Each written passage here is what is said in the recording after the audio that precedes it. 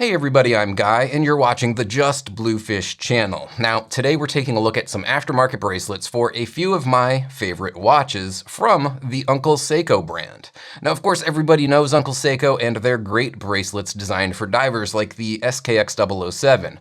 But did you know that they have some great options for the Omega Speedmaster as well? Today, we're going to take a look at a couple of their awesome speedy options and a bracelet for the SARB033, which is a must-have upgrade for what is already a must-have watch. But that's not all. Because Uncle Seiko gave me these bracelets for the review free of charge, that means that I'm going to be giving some of them away to you. So stick around till the end and learn how to enter the giveaway and get a chance to win a couple of these excellent bracelets.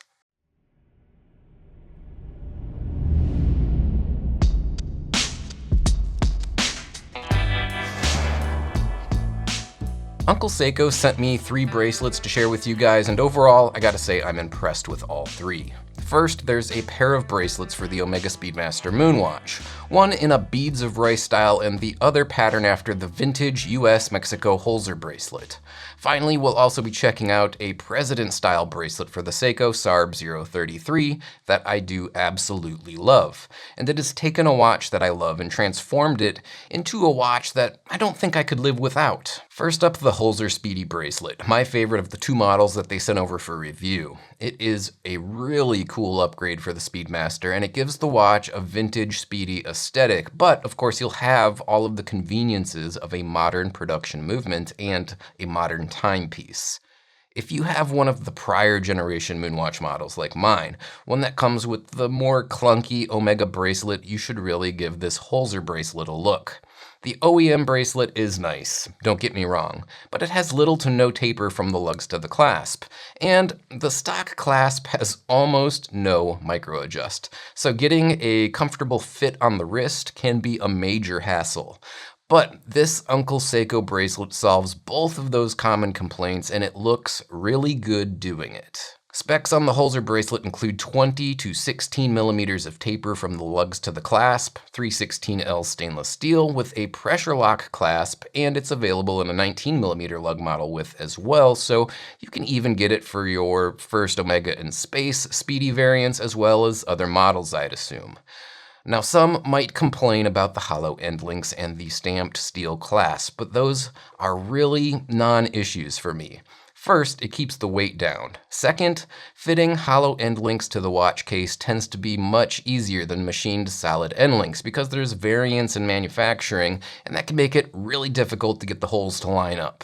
Speaking of the clasp, did I mention micro adjustment? Because that's a huge sticking point for me on the stock Omega bracelet. There is almost none on the Omega clasp, and it's absolutely ridiculous. Now, I went out and I spent hundreds of dollars on a clasp and end links for a Seamaster bracelet to upgrade my watch because it lacked adjustability and I couldn't get a good fit. With this clasp, you have plenty of adjustability, and getting a comfortable fit on the wrist is something that is hugely important to me when it comes to wearing watches that I want to enjoy. For 89 bucks, you really can't beat these Omega Speedmaster bracelets. And coming in at the exact same price, we also have this beads of rice version to check out.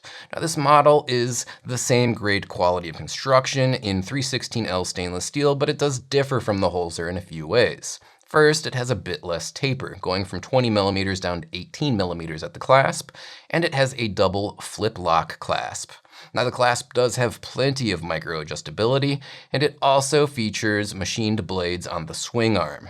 It also will fit some Seamaster models, so if you own a few Omega watches and you like the beads of rice style, this is one to consider that you can switch between your watch collection.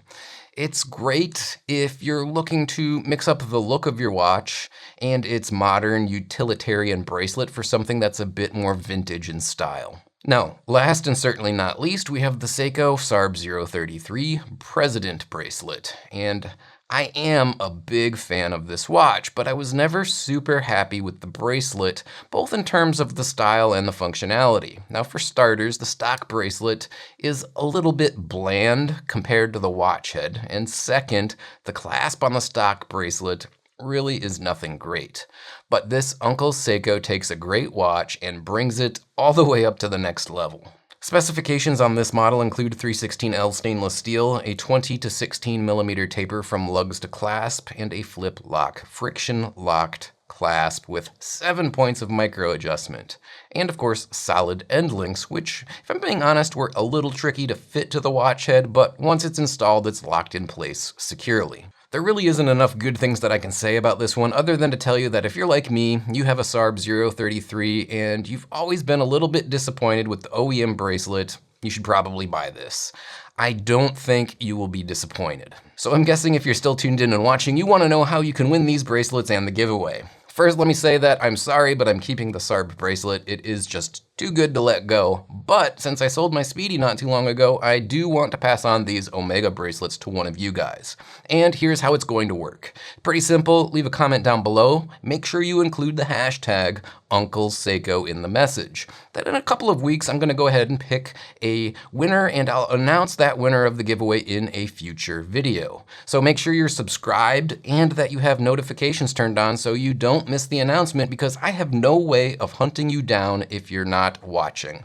Also, the winner will unfortunately have to cover the cost of shipping. I am sorry, but the loss of work during the pandemic has given my finances a bit of a beating, and I just can't spring for the shipping like I normally would. But that's it. It is pretty simple. Just leave a comment and let me know if you want to win. All right, guys, that'll wrap this one up for today. As always, thanks for tuning in, and of course, thanks to Uncle Seiko for sending these bracelets over for review. Now, don't forget to hit the like and subscribe button if you haven't already, and of course, check the description for ways that you can help me out and support the channel. Now, with all that said, I'm gonna go ahead, sign off, and say bye now.